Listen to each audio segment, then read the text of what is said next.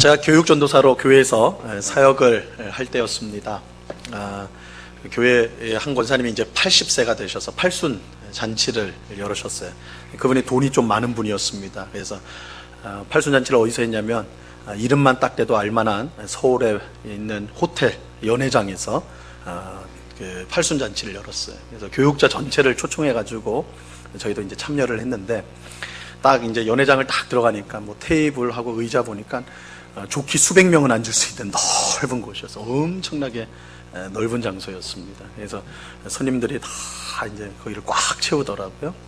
수십 명에 달하는 직원들이 얼마나 일사불란하게 막 이제 식사 준비도 하고 뭐 이런 걸 해주는지 굉장히, 야, 이게 대단한 곳이구나. 그래서 어떤 분들이 왔는가, 그래서 이제 한번 두리번 들여봤더니 뭐 국회의원 같은 정치인들이 있고, 또 기업을 이끌어가는 기업인들도 그 자리에도 있고, 또 이 권사님이 신앙이 참 좋았어요. 그러니까 목사님들도 많이 왔는데 한국교회를 대표하는 목사님들이 또 자리를 하고 있는 거예요. 팔순잔치를 하는데 일부가 이제 예배였어요. 일부 예배 드리고 2부가 이제 축하 시간이었는데, 예배를 드리는데 저는 무슨 한국교회 뭐 연합 행사인 줄 알았어요. 그 유명한 목사님들이 나와가지고 순서를 맡아가지고 하더라고요. 그래서 또 2부 이제 순서가 되니까 또 유명한 가수가 나와서 사회를 봐요. 이 가수가 사회를 보는데 또 축가를 이제 지금은 안 그런데, 우리 이제 오늘 중고등부 우리 친구들도 이제 예배를 드리는데 아마 중고등부 친구들은 잘 모를 텐데, 하여튼 국민 가수가 나와가지고, 한때 국민 가수였던 분이 나와서, 장로님이신데 나와서 축가를 또 하더라고요. 그래서 야, 이 대단하다. 그래서 하여튼 입을 쫙쫙 벌리면서 보고 있었어요.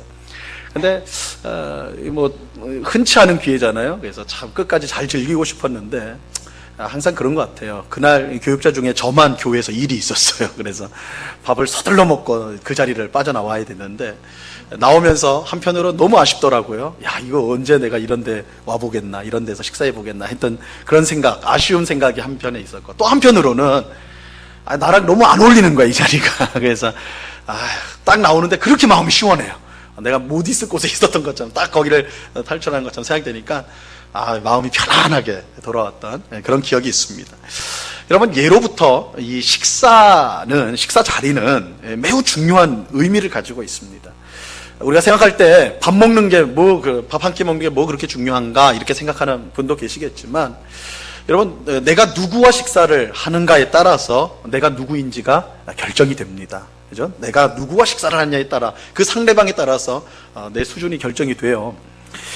가령 지금 재판을 받고 있는 아주 유명한 분이 있죠. 최순실 씨. 이거 우리 아이들도 다 알 텐데, 이분은 이제 제가 뉴스를 보니까 하여튼 원하면 아무 때나 청와대 들어가가지고 대통령하고 밥 먹었다고 그러죠. 아무 때고 들어가서 뭐 김밥도 싸가고 뭐도 싸가서 그래서 대통령 불러가지고 같이 식사를 했다고 그럽니다. 여러분, 대통령하고 아무 때나 식사를 할 수 있는 사람, 그죠? 그러니까 어깨가 얼마나 으슥하면서 얼마나 힘이 들어갔겠어요. 제가 직접 본 적은 없지만 아마 어깨가 콘크리트 정도, 그죠? 단단했을 거란 말이에요. 얼마나 힘이 들어갔을 거예요, 그죠? 그러니까 뭐 대놓고 말은 안 하겠지만 그 속으로 늘 이렇게 말하지 않겠어요. 나 대통령하고 밥 먹는 사이야, 그죠? 대통령하고 밥 먹는 사이야. 그러니까 아무 때고 대통령과 밥 먹을 수 있는 사람, 그런 사이의 사람, 뭐 굉장한 사람이겠죠. 내가 누구와 식사를 하느냐에 따라서 내가 어떤 사람인지가 결정이 됩니다. 오늘 우리가 읽은 본문이 바로 이것과 관련이 있어요. 오늘 본문에 보면 예수님께서 길을 가다가 세관에 앉아있는, 이 세관이라는 건 세금을 걷는 거죠. 세관에 앉아있는 마태라는 사람을 보시고 예수님께서 그에게 가서 나를 따르라 하시는 라고 말씀하는 내용입니다. 이렇게 예수님께서 마태에게 나를 따르라 이렇게 말씀하니까 마태가 어떻게 해요? 조금도 머뭇거리지 않고 곧바로 모든 것을 내려놓고 예수님을 따라가지요. 그죠? 오늘 본문 9절을 보시기 바랍니다. 9절 말씀 같이 한번 읽겠습니다. 시작. 예수께서 그곳을 떠나 지나가시다가 마태라는 사람이 세관에 앉아있는 것을 보시고 이르시되 나를 따르라 하시니 일어나 따르니라. 나를 따르라 라는 예수님의 말씀에 마태는 즉각 순종을 하였습니다. 이 말씀만 보면요, 야, 마태는 엄청난 믿음을 가진 사람임에 틀림이 없어요. 그렇죠? 여러분 같으면 어떻게 하시겠어요? 낯선 사람이, 여러분이 지금 직장에 딱 앉아 있는데, 아니면 집에서 딱 앉아 있는데 낯선 사람이 와서는 밑도 끝도 없이 그냥 나를 따르라 이렇게 말씀한단 말이에요. 그럼 여러분 가운데 따를 사람 있습니까 없습니까? 사준다고 하면 따라갈 사람이 있을지 모르겠는데 안 따라가죠. 그죠? 낯선 사람이 오는데 어떻게 따라갑니까? 근데 이 마태는 보니까 따라간단 말이에요. 나를 따르라 하니까 모든 것을 내려놓고 예수님을 따른단 말이에요. 그래서 이거 대단하다. 이 예수 믿는 거라는 게 이거 참 쉬운 거 아니구나. 나 같은 사람은 죽어다 깨나도 이렇게 못할 텐데 예수님 제자라는 게 아무나 되는 게 아니구나. 이렇게 이제 생각할 수가 있다고요. 하지만 너무 걱정은 마세요. 우리가 생각하듯이 이 마태에게 대단한 믿음이 있어가지고 처음 본 예수님을 따라간 것은 아니었기 때문입니다. 분명 마태는 이미 예수님에 대해서 잘 알고 있었습니다. 분명히 잘 알고 있었어요. 그는 세관에서 일한다고 그랬죠. 세관은 국경에 위치해 있는데 거기를 통과하는 수많은 사람들을 만나는 직업이에요. 그들에게 서임을 거두니까. 그러니까 수많은 사람들이 그곳을 지나가면서 예수에 대한 소문을, 예수님은 그때 굉장히 핫한 분이었거든요. 아주 뜨거운 분이었어요. 그러니까 소문이 확 났단 말이에요. 그러니까 지나가는 사람마다 예수 얘기를 하니까 이 마태가 예수에 대해서 모를 리가 없어요. 예수님에 대해서 모를 리가 없었고. 아마도 마태는 그 예수님이 수많은 사람들 앞에서 가르치실 때 그 많은 사람 틈에 끼어서 직접 예수님의 말씀도 들은 적이 있었을 것입니다. 다만 마태는 세리로서 당시 사람들에게 죄인 취급을 당하고 있었기 때문에 이미 마태는 예수님에게 대해서 마음을 열어 있는 상태지만 예수님이 나를 어떻게 생각할까? 예수님이 세리인 나를, 모든 사람이 죄인이라고 손가락질하는 나를 어떻게 생각할까? 그런 두려움 때문에 아마 몸거리고 있었을 거라고요. 그런 상태에 있었을 거예요. 그런데 어느 날 예수님께서 직접 찾아와서는 마태에게 나를 따르라 그렇게 말씀하신 거예요. 그러니까 이게 뭐예요? 나를 따르라는 말은 너가 세리이지만, 네가 모든 사람이 손가락질하는 죄인이지만 난 너를 받아주겠다. 내가 너를 제자로 삼겠다. 이거 아닙니까? 그러니까 그 두려움을 떨쳐버리고 즉시, 그죠? 이미 그는 마음이 열려 있었으니까 즉시 예수님을 따를 수 있었던 것이에요. 여러분, 예수님께서 처음부터 우리에게 대단한 믿음을 요구하시지 않습니다. 우리에게 없는 것을 내놓으라고 하시는 분이 아니에요. 오히려 예수님은 우리에게 믿음을 주십니다. 그리고 그 주신 믿음을 사용하라고 말씀하세요. 그러니까 여러분들 너무 성급할 필요 없어요. 너무 초조할 필요 없어요.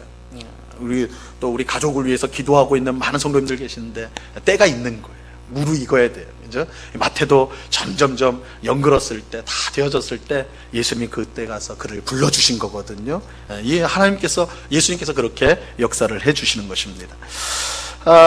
마태는 예수님께서 자신을 제자로 불러주신 것 때문에 너무 기뻤어요. 그죠? 너무 주님을 따르고 싶었는데 내가 죄인이라서 근처에 갈 수가 없었는데 예수님이 찾아와서 자리를 받아주셨거든요. 너무 기뻤어요. 여러분, 기쁘면, 경사가 나면 뭘 해야 됩니까? 잔치를 열어야 되죠. 그죠? 잔치를 열어야 돼요. 마태가 잔치를 열었어요. 잔치를. 마태는 예수님을 자신의 집으로 모시고는 큰 잔치를 열었습니다. 근데 여러분, 잔치를 열 때 제일 중요한 게 뭐죠? 잔치집에 갈 때 뭘 기대하고 갑니까? 음식, 그죠? 맛있는 음식이 있어야 되지 않습니까? 근데 사실 음식보다 더 중요한 게 있어요. 잔치집에는 더 중요한 게 있어요. 뭡니까? 사람이에요, 사람. 여러분, 막 맛있는 음식이 산처럼 쌓여 있어도 사람이 없다. 그럼 흥이 안 나죠. 그죠? 먹을 건 배불리 먹을지 몰라도 흥이 안 납니다. 사람이 많아야 된단 말이에요. 그래서 마태도 사람들을 다 끌어모입니다. 야, 우리 집에 예수님 오셨어. 예수님 오셨어. 그래서 자기 친구들, 자기가 친한 사람들 다 불러 모아요. 근데 이제 이게 문제가 되는 거예요. 다 불러 모은 게 다 문제가 되었어요. 오늘 보면 10절을 보시기 바랍니다. 10절. 같이 읽습니다. 시작. 예수께서 마태의 집에 앉아 음식을 잡수실 때에 많은 세리와 죄인들이 와서 예수와 그의 제자들과 함께 앉았더니, 여러분, 마태의 가장 친한 친구들이 누구였을까요? 누구였겠어요? 세리였어요. 세리. 그죠? 당연히 마태가 세리였으니까 세리 친구들이 다 세리였겠죠. 근데 세리만 온 게 아니에요. 누구도 왔어요? 죄인들도 왔어요. 근데 이거 좀 의문스럽지 않아요, 여러분? 세리는 직업 이름인데 죄인은 뭐예요? 이게 무슨 명칭으로 쓸 수 없는 게 들어와 있단 말이에요. 그죠? 아무리 그래도 그렇죠. 아무리 이 사람이 나쁜 놈들이라고 해도 그렇죠. 죄인들이다. 이렇게 써버리는 게 어딨냔 말이에요. 그죠? 이게 좀 심하다 생각되는데, 사실 이유가 있어요. 여러분, 당시 세리들은 세금을 걷는, 그러니까 오늘식으로 하면 세무 공무원인데, 지금은 우리가 공무원이라서 나라에서 뽑는 거지만, 당시 세리는 뽑는 게 아니었어요. 나라에서 뽑는 게 아니라 자기 돈 주고 그 직을 샀습니다. 그러니까 돈을 많이 주고 그 직을 샀기 때문에 본전을 뽑아야 될 거 아닙니까? 그러니까 어떻게 해요? 세금을 거둘 때 10원을 받아야 되는데 10,000원만 받는 게 아니라 한 30,000원 정도 받는단 말이에요. 그래서 10,000원은 내 주머니에 넣고 10,000원은 또 누구한테 주고 10,000원은 또 그 세금으로 바치고 이런 식으로 했단 말이에요. 그러니까 터무니없이 많은 세금을 걷었어요. 세리들이 자기 주머니를 채우려고. 그러다 보니까 유대인들이 뭐라고 생각을 해요? 동족의 피를 뽑아먹는 사람들이다. 그러니까 이 세리는 나쁜 놈들이에요. 나쁜 놈들. 그래서 당시 유대인들은 세리를 죄인들로 여겼단 말이에요. 죄인들. 그래서 죄인들이다. 그래서 세리와 죄인들 이렇게 표현되는 게 세리 같은 나쁜 사람하고 어울리는 사람들이기 때문에 당연히 자연스럽게 죄인들이다. 이렇게 표현을 하고 있는 거예요. 아무튼 마태가 예수님의 제자가 된 기념으로 열게 된 이 잔치 자리에는요, 세리와 죄인들로 가득했어. 근데 이것을 본 바리새인들이요, 충격에 빠집니다. 11절 말씀 보세요. 11절 같이 읽습니다. 시작. 바리새인들이 보고 그의 제자들에게 이르되 어찌하여 너희 선생은 세리와 죄인들과 함께 잡수시느냐. 바리새인들을 비롯한 당시 유대인들은요, 어떤 생각을 갖고 있었냐면, 부정한 사람들, 깨끗하지 않은 사람들 근처에 가면, 같이 있으면 그 부정한 것, 깨끗하지 못한 게 내게 전염이 된다. 이렇게 생각을 했어요. 전염이 된다. 오늘날 우리 생각하고는 좀 많이 다르죠. 여러분, 교도소 옆에 있다고 내가 더러워진다 이렇게 생각하는 사람 있습니까? 없습니까? 그런 사람은 없단 말이에요. 그죠? 좀 찝찝할 수는 있을지 몰라도 혹시 교도소 옆에 있다고 내가 부정해질 거야, 내가 더러워질 거야 이렇게 생각하는 사람 아무도 없단 말이에요. 근데 유대인들은 그렇게 생각을 했어요. 근데 이러한 생각은 사실 구약 율법에 기초를 하고 있습니다. 가령 레위기 5장 2절 말씀에 보면 이렇게 말씀합니다. 만일 누구든지 부정한 것들, 곧 부정한 들짐승의 사체나 부정한 가축의 사체나 부정한 곤충의 사체를 만졌으면 부지중이라고 할지라도 그 몸이 더러워져서 허물이 있을 것이요. 부정한 것을 만지면 어떻게 된다고요? 그 만진 사람도 부정하게 된다. 그죠? 부정하게 된다. 부정한 짐승이나 부정한 곤충이나 그것이 닿으면, 몸에 닿으면 그 자체로 자기가 부정해지는 거예요. 마치 감기 걸린 사람 옆에 있으면 어떻게 돼요? 그 감기가 옮는 것과 같은 그런 원리라는 거예요. 그런 원리로. 그래서 이 유대인들이나 바리새인, 특히 바리새인들은 더 했겠죠. 종교 지도자들이었으니까. 이들은 세리를 가까이 하지 않았습니다. 물론 세리가 세금을 걷는 사람들이었기 때문에 세금을 내기 위해서는 어쩔 수 없이 만나기는 했어요. 만나기는 했지만 그 예수님처럼, 오늘 본문에 나오는 예수님처럼 식사를 하는 것, 상상도 할 수 없는 일이에요. 상상도 할 수 없는 일. 근데 지금 예수님은 세리인 마태의 집에 들어갔을 뿐만 아니라 그의 친구들을 한가득 불러서 함께 잔치를 즐기고 있었습니다. 이 바리새인들이 볼 때는 이거 기겁할 일이에요. 기겁할 일이라고요. 이것은 마치 그들이 볼 때요, 여러분 몇 해 전에 우리나라의 그 메르스 사태 기억하시죠? 이 전염병이 도는 바람에 다들 얼마나 이 공포에 떨었습니까? 근데 이 비유하자면요, 온 그 집안 안에 메르스 병균으로 칵 차 있단 말이에요. 거기를 예수님이 들어가신 거하고 똑같은 거예요. 예수님이 지금 세리와 죄인들과 함께 식사를 하는 것, 이것은요, 바리새인들의 눈에는 예수님 스스로 부정해지려고, 예수님 스스로 죄인이 되려고 하는 것으로밖에 보이지가 않았습니다. 그런 행동이었어요. 하지만 이것은 예수님의 의도와는 정반대였습니다. 예수님은 사실 스스로 죄인이 되기 위해 세리와 죄인들 사이에 들어가 식사를 하셨던 것이 아닙니다. 오히려 세리와 죄인들을 깨끗하게 하기 위해 그들 가운데 식사를 하신 거예요. 즉 예수님은 부정의 전염이 아니라, 더러움의 전염이 아니라 깨끗함의 전염, 거룩의 전염을 위해 세리와 죄인들 사이에 들어가서 식사를 하셨던 거예요. 자, 오늘 본문 12절 말씀 보세요. 12절 같이 읽습니다. 시작. 예수께서 들으시고 이르시되 건강한 자에게는 의사가 쓸데없고 병든 자에게라야 쓸데 있느니라. 여러분, 예수님이 왜 죄로 가득한 아주 더럽고 추악한 그런 세리들과 죄인들 사이에 들어가 식사를 하셨습니까? 바리새인들 생각처럼 그들과 함께 있음으로 죄인이 되기 위해서 그렇게 한 게 아니에요. 정반대의 목적을 가지고 예수님이 그들 사이에 들어가셨는데, 예수님은 부정한 사람들을 깨끗하게 하기 위해서, 죄로 병든 사람을 고치기 위해서 그 자리에 들어가셨던 거예요. 완전히 거꾸로예요. 여러분, 전염병에 걸린 사람이 있다고 한번 생각을 해보세요. 전염병이 걸렸어요. 그럼 그 사람은 어떻게 하면 치료될 수 있습니까? 어떻게 하면 나을 수 있죠? 의사를 만나야 되죠. 그죠? 의사를 만나서 진단을 받고 치료를 받아야 될 거 아닙니까? 근데 한번 상상해 보라고요. 어떤 사람이 전염병에 걸려 있는데 의사를 찾아갔더니 의사가 무서워하는 거예요. 야, 내가 이 사람하고 같이 있으면 나도 병이 옮겠다. 그래서 어휴, 멀리 가셔. 한 100m 떨어져가지고 치료를 한다. 이렇게 생각을 해보세요. 치료가 될까요, 안 될까요? 그래도 된다고 생각하시는 거예요? 안 되겠죠. 그렇죠. 이건 될 법이 아니지 않습니까? 의사가 직접 만져보기도 하고 육안으로 자세히 살펴봐가지고 진단을 정확하게 내리고 치료를 해야지 나을 거 아니겠어요. 그죠? 예수님이 바로 이 일을 하신 거예요. 예수님이. 죄로 가득한 부정한 그 사람들 속에 들어간 이유가 뭔가? 바로 그들을 고치기 위해서. 예수님은 내가 의사입니다. 내가 그들을 고치러 들어간 겁니다. 이렇게 말씀하는 거예요. 예수님은 바리새인들과 우리가 갖고 있는 이 식사의 개념을요, 바꾸어놓으셨어요. 여러분, 바리새인들과 우리는요, 누구와 식사를 하느냐에 따라서 우리가 어떤 사람인가가 결정된다고 생각을 해요. 제가 앞에서 말씀드렸죠. 그래서 우리는 어떤 사람하고 식사를 하고 싶어 합니까? 여러분은 어떤 사람하고 식사를 하고 싶어 하세요? 나보다 좀 더 괜찮은 사람, 나보다 좀 더 높은 사람, 나보다 능력 있는 사람, 뭐 그런 사람하고 식사하고 싶지 않아요? 아무리 못해도 나랑 비슷한 사람, 내 수준하고 비슷한 사람하고 식사를 하고자 하는 것이 우리라고요. 하지만 예수님은 정반대로 행동하셨어요. 예수님은 가장 낮은 사람, 아니 모든 사람들이 꺼려하고 미워하고 멀리하는 세리와 죄인들을 찾아 그들과 함께 식사하셨어요. 예수님의 식사는 상대방의 덕을 보는 식사가 아니라 반대로 상대방에게 덕을 끼치는 식사였던 거예요.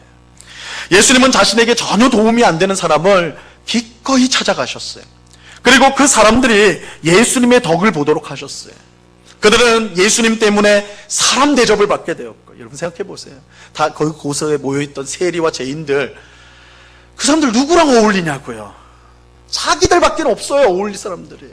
그렇죠? 세리는 세리밖에 어울릴 사람이 없고 죄인은 죄인밖에 어울릴 사람이 없어요. 사람 대접을 못 받았던 사람들이에요. 근데 예수님이 그들을 불러주신 거예요. 사람 대접해 주신 거죠. 사람 대접을 받았어요. 그들은 예수님 때문에 깨끗해졌어요. 예수님 때문에 구원을 받게 되었습니다. 이것이 바리새인과 우리와 다른 예수님의 식사예요. 예수님의 식사예요. 우리의 식사, 바리새인의 식사와 다른 예수님의 식사라고요. 왜 이래 식사 얘기를 많이 하는가? 배도 고픈데. 오늘 우리가 예수님과 함께 식사를 하려고 하기 때문에 그래요. 성찬을 하려고 합니다. 성찬. 그런데 성찬은 우리가 보통 생각하는 식사와는 전혀 다릅니다. 우리는 나보다 더 높거나 비슷한 사람들과 식사를 하고 싶어 해요. 그 식사를 통해 내가 그 정도 되는 사람이다라는 것을 뽐내고 싶어 해요. 하지만 예수님께서 우리와 식사를 하는 것은 정반대의 목적 때문입니다. 예수님이 우리를 불러 성찬을 하시는 이유는 우리가 예수님처럼 깨끗하기 때문이 아니에요. 예수님이 우리를 불러서 성찬을 대접하는 이유는 우리가 예수님처럼 근사한 사람이기 때문이 결코 아닙니다. 오히려 반대예요. 정반대예요. 예수님의 덕을 보지 않으면 도저히 가망이 없는 사람이기 때문에 그래요. 예수님이 만나주지 않으면, 예수님이 치료해주지 않으면 아무런 희망도 소망도 없는 사람이기 때문에 예수님이 오늘 우리들을 성찬으로 불러주신 것입니다. 이런 점에서 예수님이 베푸시는 식사, 이 성찬은요, 그야말로 국률의 식사, 국률의 성찬이라고 할 수가 있어요. 그러므로 오늘 성찬에 참여하는 우리 모두는 예수님이 베푸시는 이 국률의 감사를 드려야 합니다. 여러분, 내가 그냥 자리에 있다 보니까 성찬을 먹는구나 이렇게 생각하시면 안 돼요. 예수님이 우리를 국률이 여기시고 불쌍히 여기셔서 불러주셨어요. 그래서 우리가 이 성찬을 먹을 수가 있는 거예요. 이 자체가, 우리가 이 자리에 있다는 자체가 예수님이 우리를 너무너무 사랑하신다는 거예요. 우리를 너무너무 불쌍히 여기신다는 거예요. 긍휼히 여기신다는 거예요. 여러분, 이 성찬의 자리가 얼마나 영광스러운 자리인 줄 알아야 돼요. 우리 중에 이 자리에 있을 자격이 있는 사람이 어디 있냐고요. 여러분 중에 살아계신 하나님의 아들 앞에서 그와 함께 식사를 먹을 수 있는, 나눌 수 있는 그런 자격이 있는 사람이 이 자리에 있습니까? 여러분, 나는 그럴 자격이 있다, 그렇게 생각하는 사람이 있으세요? 없단 말이에요. 자신의 귀신 들린 딸을 고치기 위해서 예수님 앞에 나와서 간절히 애원했던 수로보니게 여인이 있어요. 이 여인이요, 딸이 귀신 들려가지고 너무너무 고통스러워서 예수님을 찾아왔어요. 그래서 제 딸을 고쳐주십시오. 그런데요, 예수님의 너무너무 잔인하게 말씀하셨어요. 자녀에게 줄 떡을 개에게 줄 수 없다, 그러셨어요. 자녀에게 줄 떡을 개에게 줄 수 없다. 무슨 말이에요? 택함 받은 백성이 아니면 하나님의 은혜를 베풀 수 없다. 너같이 개 같은 사람에게는 줄 수 없다. 얼마나 심각한 말입니까? 매정한 말이죠. 근데 이때요, 이 수로보니게 여인의 이 참 잔인한 말, 정말 무정한 이 말을 듣고 뭐라고 대답하는지 아세요? 이렇게 대답해요. 옳습니다. 하지만 상 아래 개들도 아이들이 먹던 부스러기를 먹습니다. 이렇게 대답을 해요. 수로보니게 여인은 자신을 개라고 부르는 예수님의 말씀이에요. 옳습니다. 저는 개예요. 하지만 개라도 자녀들이 먹다 남은 부스러기는 먹잖아요. 그 부스러기 주세요. 이렇게 말했던 거예요. 이 대답을 들은 예수님이요, 그 즉시로 내 믿음이 크다 하면서 그 여인의 딸을 고쳐주신다고요. 고쳐주셔요. 여러분, 이 수로보니게 여인이 자신을 개라고 했을 때, 저 개입니다 라고 했을 때, 이것이 지나치게 자신을 낮춘 것일까요? 내 딸이 낫는 게 중요한 거니까 나한테 뭐라고 부르든 상관없다, 내 자존심이고 뭐고 없다, 그러니까 내가 개가 되는 거 상관없다, 이런 식으로 생각을 해서 한 걸까요? 아니라고요. 물론 예수님께서요, 이 여인에게 모욕감을 주기 위해서 이 말씀하신 건 결코 아니에요. 여인의 믿음을 알아보기 위해서 일부러 예수님이 아주 모질게 말씀하시고, 이게 테스트였다고요. 하지만 수로보니게 여인은요, 실제로 자신이 하나님의 아들 앞에서 나를 볼 때 나는 정말 개와 같은 사람입니다, 이런 인식이 있었던 거예요. 그러니까 자신을 과장해가지고 낮춘 게 아니에요. 예수님 앞에서 정말 저는 그런 사람입니다, 그런 죄인입니다, 정말 예수님이 아니면 도저히 살 수 없는 그런 악한 자입니다, 이걸 그렇게 고백한 거예요. 그러니까 그런 의식이 있었으니까 예수님이 개한테 줄 수는 없다 이렇게 말하니까 개라도 자녀들의 떡을 먹지 않습니까, 이렇게 말이 나올 수가 있었던 거예요. 하나님 앞에서, 예수님 앞에서 자기가 누구인지를 분명히 알고 있었어요. 여러분, 우리는 예수님 앞에서 무엇 하나 자랑할 수 있는 것이 있는 사람들입니까? 이 수로보니게 여인의 고백처럼 예수님 앞에 개와 같이 비천한 존재가 아닙니까? 우리가 그런 자가 아니냐고요. 이게 너무 지나치다고 생각이 되나요? 만약 그렇다면요, 우리는 예수님께서 세리와 죄인들과 함께 식사하는 것을 반대했던 바리새인과 다를 바가 없어요. 여러분, 바리새인들은요, 자기들은 적어도 예수님하고 식사할 자격이 있다고 생각했어요. 우리는 저 세리와 저 죄인들과는 차원이 다른, 우리야말로 예수님과 식사할 자격이 있는 사람이야, 이렇게 생각을 했어요. 그런데 잘 보세요. 오늘 말씀에 보면 누가 예수님하고 식사를 하냐고요. 오늘 누가 예수님과 식사를 하죠? 세리와 죄인들이에요. 바리새인들은 어디에 있습니까? 그 식사 자리 바깥에 있잖아요. 자신이 누구인지를 모르는, 자신이 죄인인 것을 깨닫지 못하는 자는 예수님과 식사할 수가 없어요. 예수님만이 나를 구원할 수 있어요. 예수님만이 나의 삶을 회방시켜 줄 수 있어요. 그렇게 예수님을 붙드는 그 죄인들만이 예수님과 함께 식사를 할 수 있는 거예요. 그러므로 예수님과의 식사, 성찬은요, 오직 죄인들만 누릴 수 있는 거예요. 스스로 자격이 있다고 생각하는 사람들은 이 잔치 자리를 누릴 수가 없어요. 오직 예수님의 긍휼만을 의지하는 사람이 성찬을 받을 수가 있습니다. 여러분, 우리는 예수님이 아니면 도저히 살 수 없는 사람임을 고백하면서 이 성찬을 받아야 합니다. 그럴 때 더러운 우리를 거룩하게 하며 죄로 병든 우리가 고침을 받는 역사가 이 성찬을 통해 일어나게 되는 것입니다. 여러분, 성찬은 스스로 거룩하고 깨끗하다고 생각하는 성도가 누리는 식사가 아니에요. 성찬은 오직 예수님의 긍휼만이 살 길임을 고백하는 죄인들이 누리는 식사예요. 여러분, 예수님께서 성찬을 만드신 마지막 6월절 식사, 그죠? 예수님이 십자가에 못 박히기 전날 밤에 제자들과 함께 마지막 6월절 식사를 하잖아요. 바로 그 6월절 식사가 성찬이 되는 거예요. 성찬으로 제정을 하시는 건데, 그 성찬, 첫 번째 그 성찬 때 누가 참여를 했습니까? 누가 그 성찬을 받았죠? 예수님의 제자들. 그죠? 예수님의 제자들을 받았어요. 그런데 그 12명의 예수님의 제자들 가운데 누가 있었어요? 좀 있으면 예수님을 배반하고 예수님을 돈 받고 팔아 넘길 가룟 유다가 그 자리에 있었잖아요. 여러분, 가룟 유다가 성찬을 받았습니다. 여러분, 가룟 유다가 성찬을 받았어요. 이것보다 성찬의 성격을 잘 보여주는 게 없어요. 성찬은 모든 죄인들에게 열려있는 식사예요. 오늘 이 자리에 나와서 정말 하나님 뵐 면목이 없고, 정말 나의 추악함 때문에, 나의 죄악됨 때문에 하나님, 내가 도저히 하나님 앞에 설 수 없습니다. 그런 사람에게 이 성찬의 식사는 활짝 열려있는 거예요. 다만 내가 죄인인 걸 고백해야 돼요. 바리새인처럼 나 괜찮은 사람인데, 나는 이 받기에 합당한 사람인데, 이렇게 하면 안 돼요. 예수님이 아니면 내가 살 수 없다.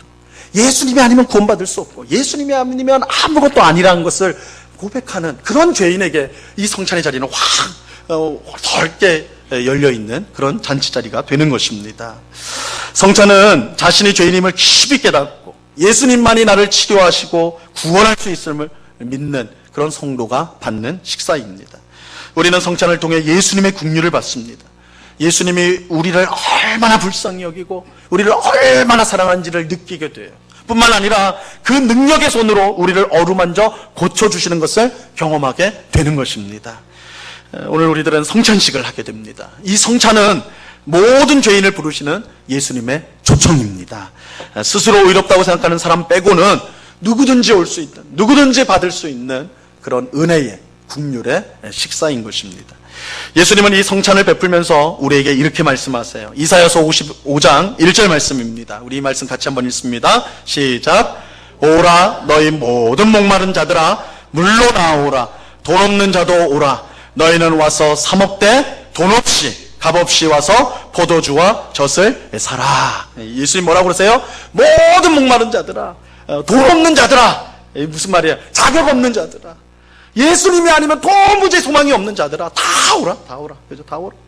죄인들아 오라. 깨진 마음을 가진 자들아 오라. 원통한 자들아 오라. 몸과 마음이 아픈 자들아 와라. 누구든지 와서 사 먹되, 사 먹으라니까 또 부담스러워요. 난 돈이 없는데 돈 없이 값 없이 마음껏 먹어라.